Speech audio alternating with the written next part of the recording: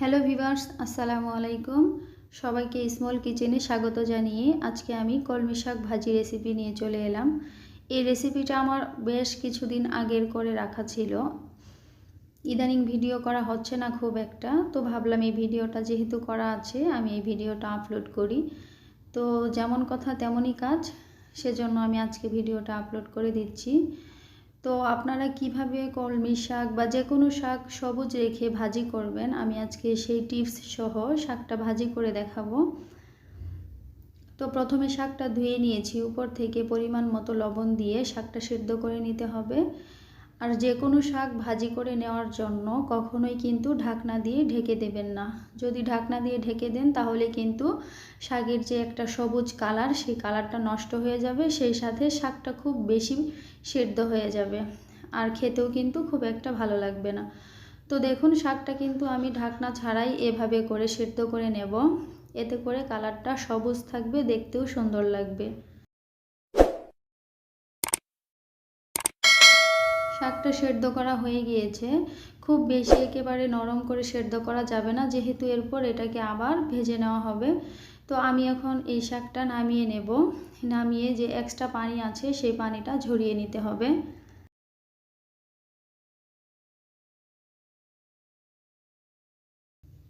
এখন যে এক্সট্রা পানিটা আছে সেটা আমি ঝরিয়ে নিচ্ছি। এখন পর্যন্ত ভিডিওটি যারা দেখছেন তাদেরকে অসংখ্য ধন্যবাদ। প্লিজ আমার ভিডিওটি পুরোটি দেখবেন, সেই সাথে লাইক কমেন্ট শেয়ার করবেন। আর চাইলে আমার চ্যানেলের বাকি ভিডিওগুলো দেখে আসতে পারেন। তো এবার শাকের পানিটা ঝরতে থাকুক, এদিকে আমি কড়াইয়ে শাক ভেজে নেওয়ার জন্য পেঁয়াজ মরিচ ভেজে নেব। সেজন্য আমি পরিমাণ মতো তেল দিয়ে দিলাম। এখন দিয়ে দিচ্ছি কাঁচা মরিচ, পেঁয়াজ আর রসুন কুচি। এগুলো খুব সুন্দর করে ভেজে নিতে হবে। আসলে শাক ভাজি আহামরি কোনো রান্না না, আমরা সবাই কম বেশি রান্না করতে পারি। এটা এমন কোনো রান্না না যে কেউ পারবে না। তবে শাকের কালারটা সবুজ রেখে রান্না করতে চাইলে অবশ্যই আপনারা শাকটা না ঢেকে সেদ্ধ করে নেবেন।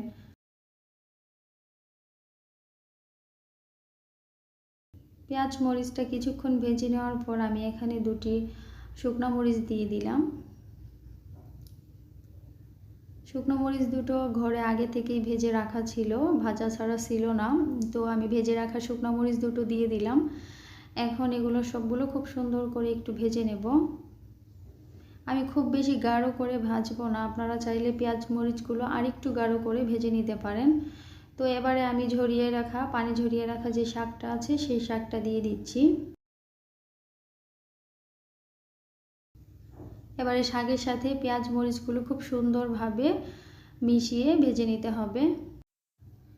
আর চুলার আঁচটা অবশ্যই মিডিয়াম টু হাইয়ে থাকবে। অল্প আঁচে কিন্তু শাক ভেজে নেবেন না, তাহলে শাকটা কিন্তু একেবারে ভর্তা ভর্তা হয়ে যাবে, আরও সেদ্ধ হয়ে যাবে বাকিটা।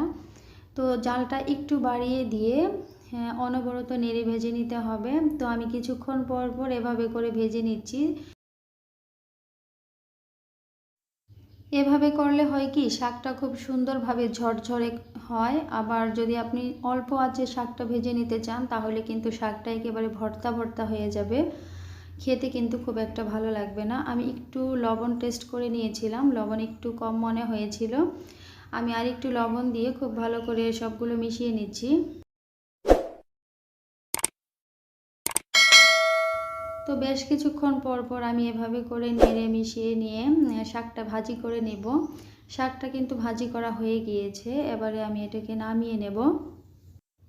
তো দেখতেই পাচ্ছেন আমি শাকটা নামিয়ে নিয়েছি, দেখতে কতটা লোভনীয় হয়েছে আর কালারটাও কত সুন্দর এসেছে। আশা করছি ভিডিওটি ভালো লেগেছে আপনাদের। ভালো লেগে থাকলে প্লিজ আমার চ্যানেলটি সাবস্ক্রাইব করবেন। আজকের মতো এখানেই বিদায় নিচ্ছি। ভালো থাকবেন সবাই। আল্লাহ হাফিজ। আসসালামু আলাইকুম।